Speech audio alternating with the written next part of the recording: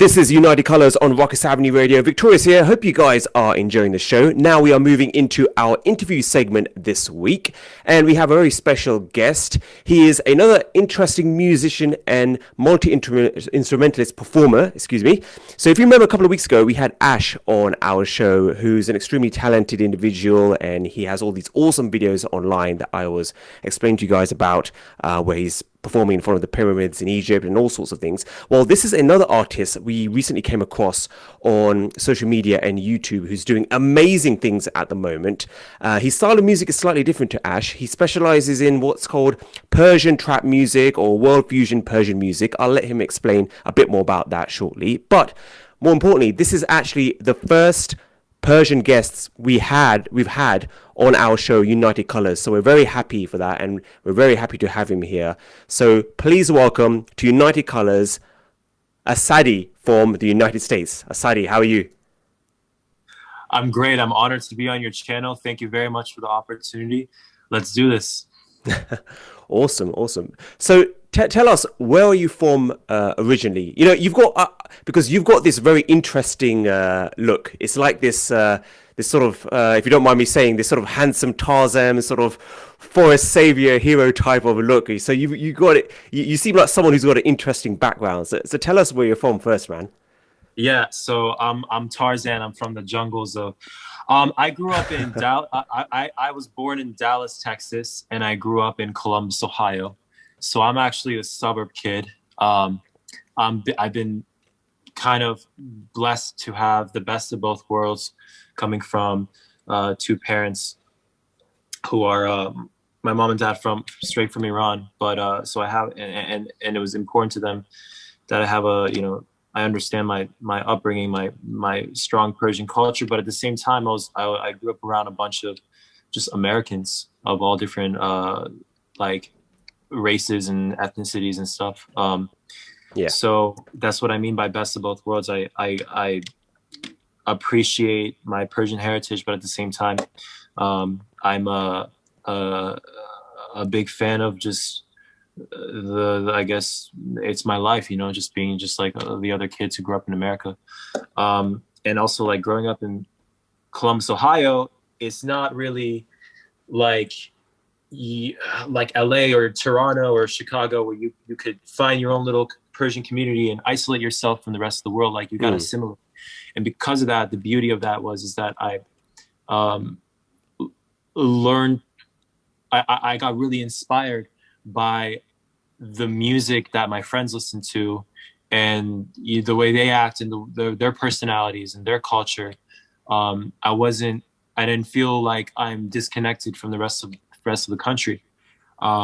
Even though I always say that I feel like I'm in this awkward middle where I don't feel like I'm fully Persian and I don't feel like I'm fully American. And that plays a huge role. The way my daily life was growing up plays a huge role in like who I am musically because of that. It's that awkward middle. So I guess ASADI is just the awkward middle music that a lot of kids like me relate to. Right. Okay. And what does ASADI mean? Is that part of your full name, or is there a meaning behind it? Or it's my last name actually. Okay. My full name is Daniel Sina ASADI, and my from what I recall, it's Arabic for like basically like heart like a lion. Like Assad is like the Arabic. So I'm sure somewhere in my family, like many generations back, I have some sort of Arab background. But I clearly, I consider myself Persian. Yeah. Well, I should have said at the start of the interview, Salam Choteri. That's the only phrase that I know in Iranian, in Farsi. Yeah. Yeah. Good. It's weird. I have a lot of holes in speaking Farsi, and quite honestly, like it's kind of bad that I don't practice it enough. But I've always been this way. I just kind of do what I like to do, and for some reason, even though I can't comfortably speak Farsi as fluently, like I'd say I'm like 70% fluent, like 80% fluent. I love the music. I mean, I feel like I speak the language of Persian music like 100%. if not Yeah. more, to keep to continue the legacy of uh, true to Yeah. soul Persian music and culture. Okay. So your sound, your unique sound, which you promote, is you call it Persian trap. So what are you trying to achieve here with this? What's the end goal? Is it to really bring out the authenticity and the history behind Persian music to a modern audience, or I'm just trying to understand what you're trying to achieve with this Persian trap movement, so to speak. The I don't want to call it a movement as much as I want to call it just my way of showing the world how cool Middle Easterners are and how Cool. underrated we are in the modern music industry. And specifically Persians, because that's what I specialize in. I'm tired of the whole one brush Middle Eastern Aladdin music that people think is um, authentic or whatever they want to call it. I want people to say one day, "Oh, you're Persian? That's dope. Have you heard of this kid, ASADI? Have you heard of this fashion designer? Have you heard of this visual artist? Have you heard of this director, this actor? You Persians are so talented. You Yeah. guys have such a cool um, you guys have such a unique sense of design or creativity in sonically or creativity visually.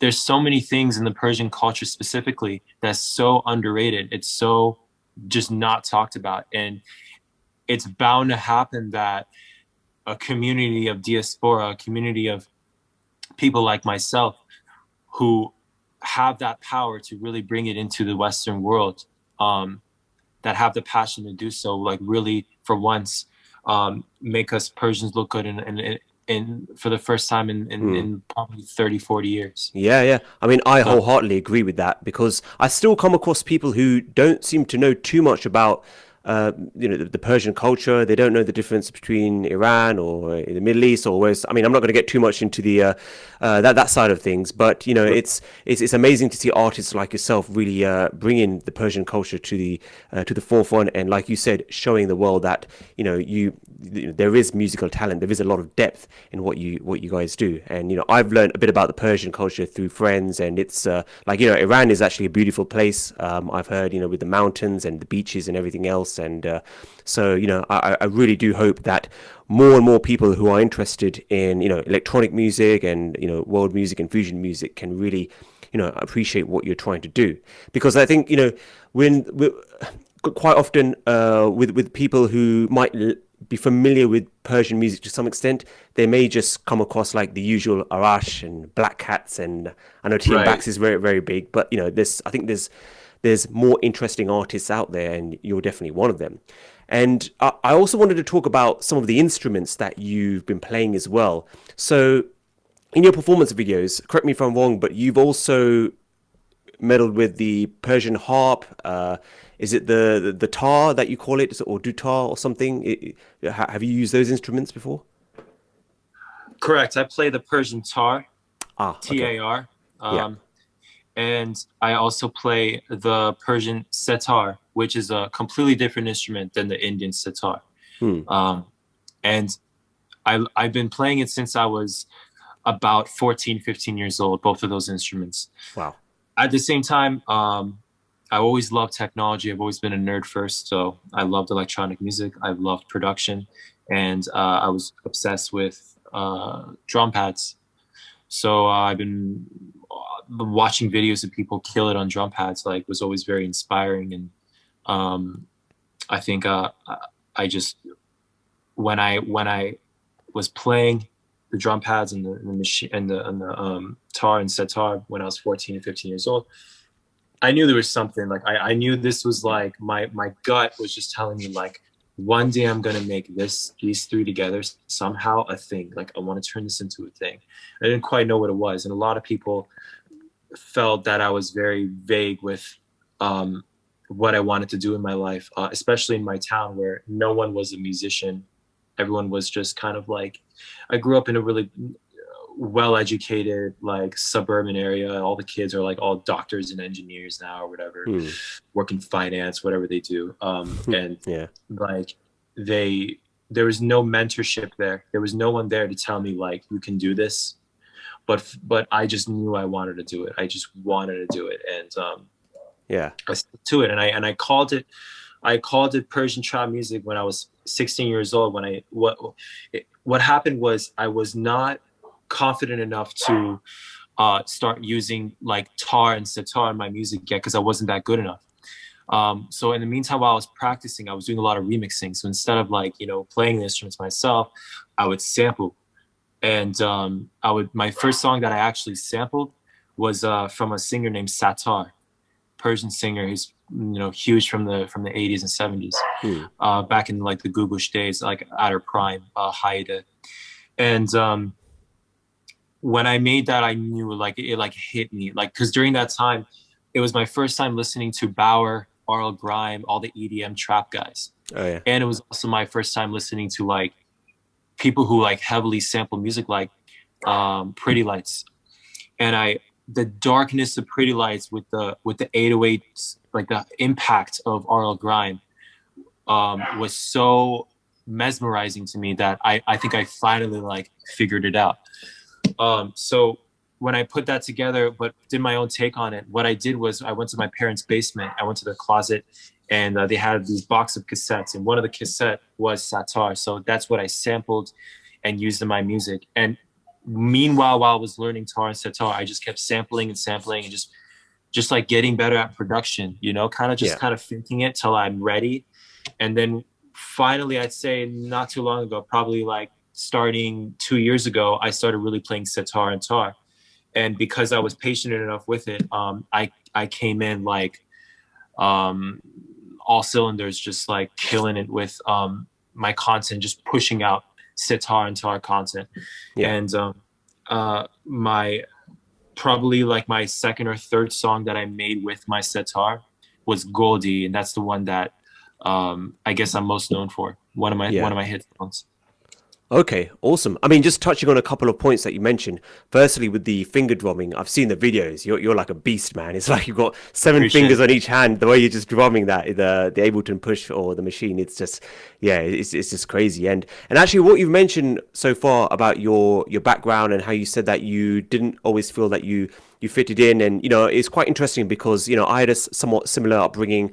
My parents were born in Africa, and the rest of my family comes from India, but I've been raised in the UK, and I was surrounded by people in the corporate world and people who work in finance, and I used to work in finance, and then I transitioned into music, which was quite a big step. And now I'm sort of producing music and everything else, and it's great to speak to artists like yourself who've been doing this for so long and creating great pieces of art as well.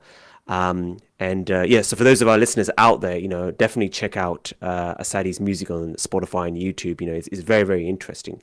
You touched a little bit on production as well, which is a big part of your craft.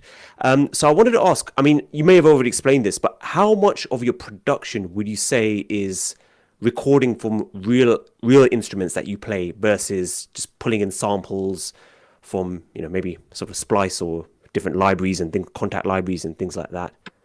I think now more than ever, I'm solely using my instruments, or I'm collaborating with artists that use instruments, because nothing's more beautiful than collaborating with someone who's a master at something. Sure. I used to sample a lot, but now I have the power to make some solid connections with people and continue evolving the sound of ASADI worldwide, the sound of Persian trap music. And I don't know, like maybe I don't see myself, it is trap at its core. It's Persian at its core. But it doesn't need to be. I think that it's less about me trying to push a specific genre that I'm making up, and more about me just in general pushing Persian authenticity at its finest in the most modern way possible. I don't like awkward Persian fusion music, if you know what I mean. And I'm not going to name people, but I don't like awkward. How do I say it? Forced. Trying to put two things together and just making it sound like some hippie bullshit. Like I want people to. I hope people, when they listen to my music, they see a sense of, okay, he embraces the authenticity of Persian music, both visually and sonically, and embraces the modernism that is the context of this music. That's my end goal with this, whether it's trap or not, whether it's Persian or not. So yeah, that's yeah, definitely. I mean, the way you've done it, the way you've kind of married these different sounds, so to speak, you know, I think it's done very cleverly actually, and done really well. And not just your music, but your videos as well, which are of a very high standard. Like I think one of them, which you released at the start of the year, I think it's called Linwood. I think that's the name, which was really, really beautifully shot. So whereabouts was that? I mean, I was trying to figure out where in the US that was actually filmed. You know, the mountains were incredible. Almost all of my videos are shot in the beautiful city of Las Vegas. Okay. 1 hour north of the Strip, you have access to snow. That's where I shot Linwood. 1 hour south of the Strip, you have access to sand dunes.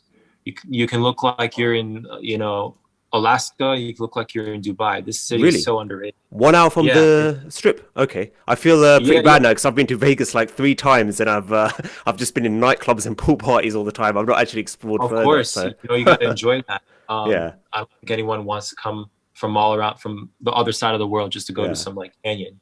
But I for sure do, because I'm here often. And 30 minutes west, for example, are these beautiful rocks of many different colors. 1 hour east is a huge canyon that used to be underwater, so the bottom of the canyon is pink sand. Like, it's crazy how much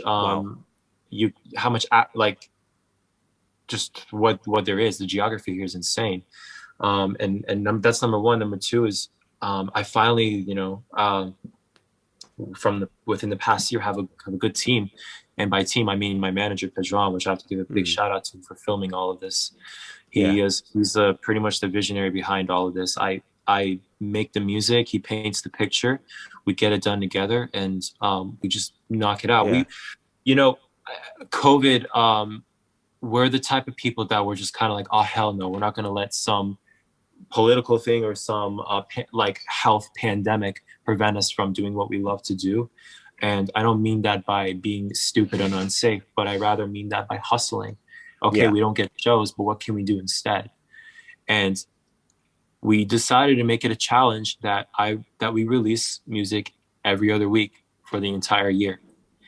So the entire fall, I was preparing for this. The entire 3 months of fall, I was preparing because I wanted to make, if I calculated it right, 24 of the best songs.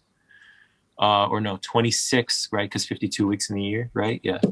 26 of the best songs I've ever made in my life. I wanted every one of those songs to be like next level for ASADI. Right. And it was crazy.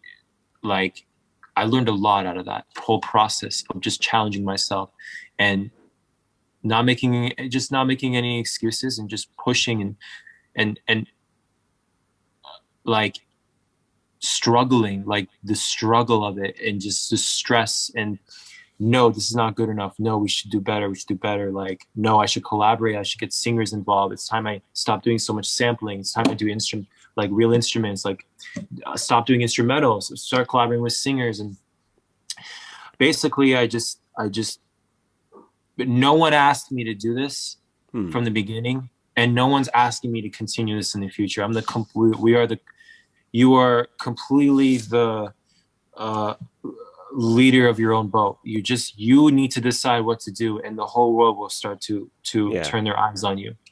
And I gotta tell you something, you know, I've done a lot of viral videos to get my name out there, videos that I knew would work, gimmicky, like iPhone quick kind of thing. And it got me on World Star. It got me on all these platforms, got Now This talking about me. I got all the producer pages reposting, and I got loads of followers from it.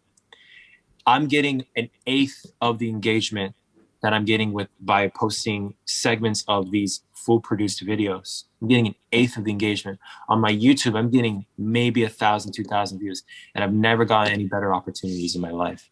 And that's just because I feel like it's just how the universe works. When you truly do what you love to do, don't worry about the views. Just do it because you're proud of the work. You're proud of what your Instagram looks like. You're proud of what your Spotify looks like. You're proud of what your YouTube looks like. You know, you don't care about the views. Especially with all this, I know I'm like going off of a million tangents right now. I know I sound like Kanye West, but no, it's all good. Like, I truly believe that now more than ever, it's so important to just be yourself and just embrace you, because I've learned from my experience. I've hustled to hit 100K on Facebook. Once Facebook fell apart, I said, all right, we'll do Instagram. I reached up to 250K on Instagram. I've learned so much about like putting yourself out there and gaining a following completely from scratch. And the number one thing I've learned from this entire experience is I'm grateful for everything I've done and everything I achieved. And I do believe that it's good that you do these kinds of videos. But at the end of the day, if you're not yourself with and you don't put the engagement that you're truly proud of, you're gonna lose yourself. You're gonna lose passion in this. Yeah. I'd say probably in like 2019, I kind of lost passion in this. We were doing a lot of like the videos that were hitting all these crazy platforms, and I was getting crazy amount of following out of it just on my own. And I just wasn't happy, man. And as soon as I was happy, it's like my acne went away. I felt better. Like I felt my body felt better. I felt like every day I wake up like so freaking happy. I'm like angry. And it's because I just feel like like for once in my life, I broke free from the stress of worrying so much about gaining followers and caring only about putting stuff out there that I care about. Yeah. Here's the thing. People care about getting followers so that they can get opportunities from important people, so important people can respect them, right? Like, for example, a DJ cares about getting followers on Instagram. So hopefully an agent, a booking agent or something, turns his eye on him and considers him to be his, client. Yeah. And I noticed that you can easily bypass this whole or not. I don't want to say bypass because I don't want to sound ungrateful for the following I've developed, but I gotta say this: moving forward, just simply putting out the content that I like to do, knowing that it's getting 1/8 of the engagement that my previous iPhone videos were getting. I've been getting more opportunities now from the people that I've been dying to work with than ever before. Yeah. And that just goes to show how much numbers has been covering up the true beauty of opportunity in the music industry. Yeah, absolutely.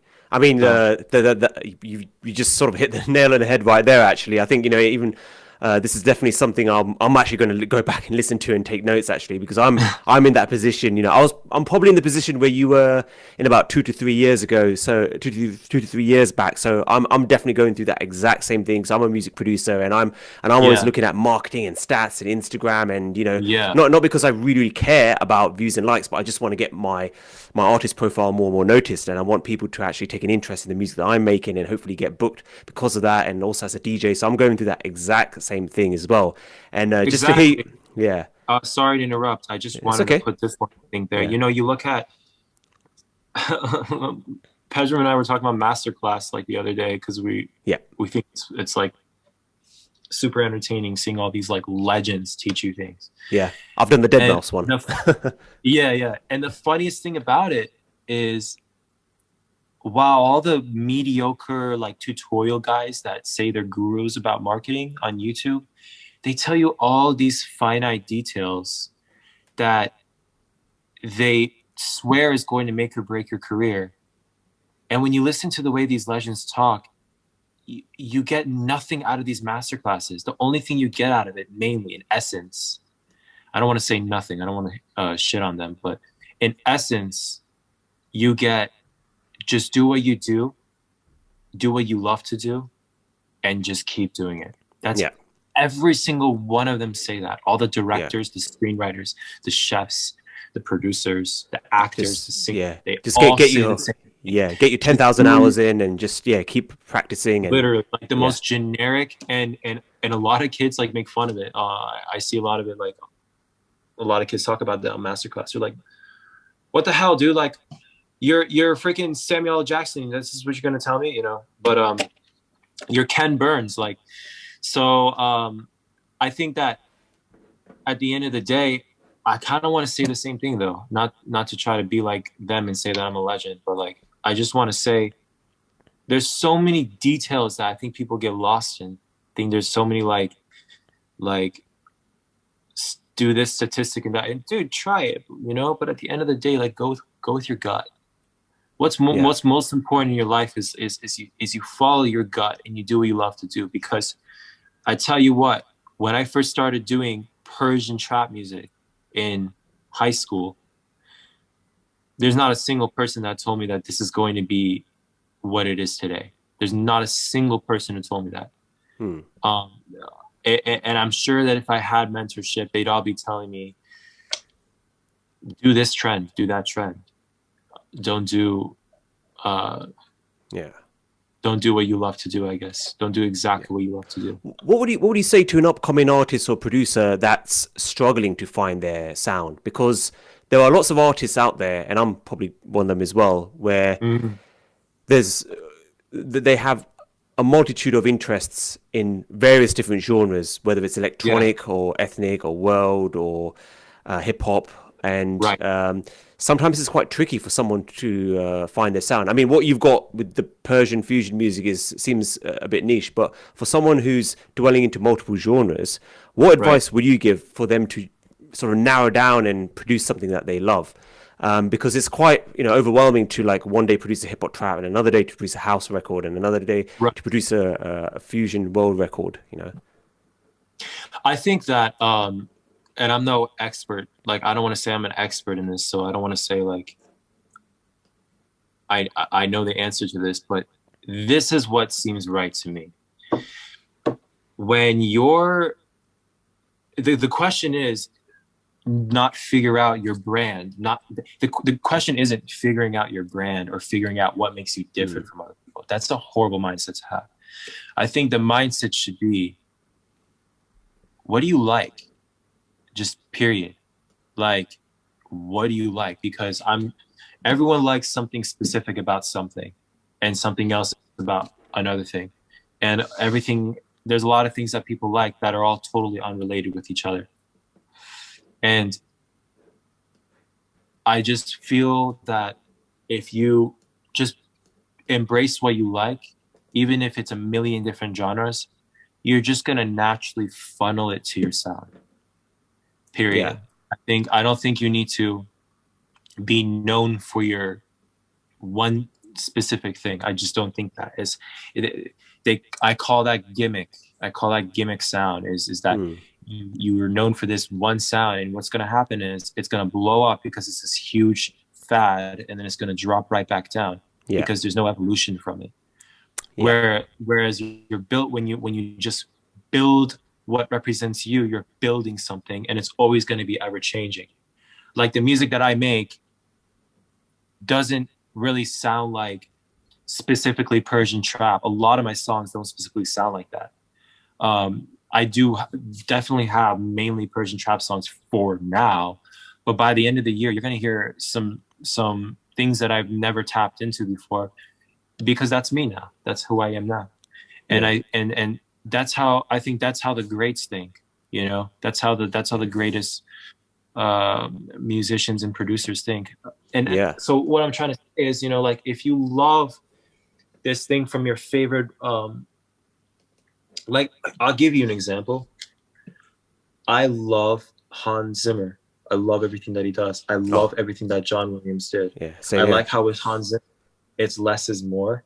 And I love how John Williams it's never ending string runs. It's beautiful, and no one can execute those runs very like beautiful. Williams. When you listen to Harry Potter, or you listen to The Hobbit, or you listen to Interstellar, you can't help, no matter from where you are in this world, you can't help but to just appreciate what these two people have done for the world. So I love that, right? I also love Travis Scott. What in the fuck do those two have with each other? Nothing. But I feel like you could get those two. You could see how those two influence my music career. right? So I like specific things. I like to, the way I speak, the way I dress, it's all influenced from many different specific things that have nothing to do with each other. And that's what makes me who I am today, right? Yeah. Like I'm like, I like all these things. And what happens is it creates something new, right?